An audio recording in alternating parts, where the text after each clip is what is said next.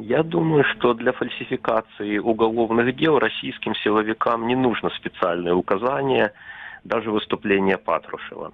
Эта система давно работает именно таким образом.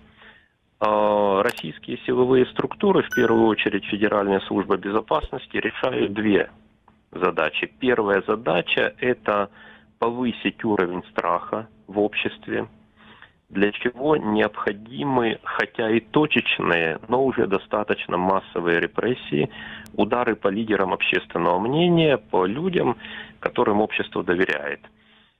И вторая задача – это создание таких условий, когда любое обвинение, даже самое абсурдное, будет приниматься судами и будут выноситься обвинительные приговоры. Это уже достигнуто.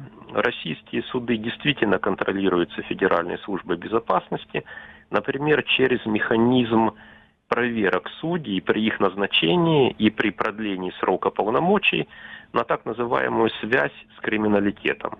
Фактически именно Федеральная служба безопасности дает добро на назначение судьи на должность.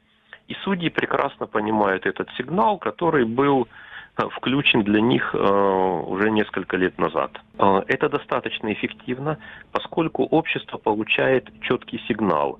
Посадить могут без малейших доказательств вины, просто за общественную активность, за гражданскую активность, за личную позицию, которая не совпадает с позицией власти.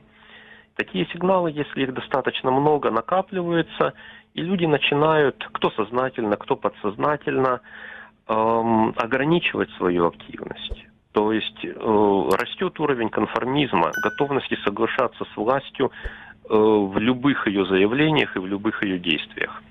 Это рабочий механизм.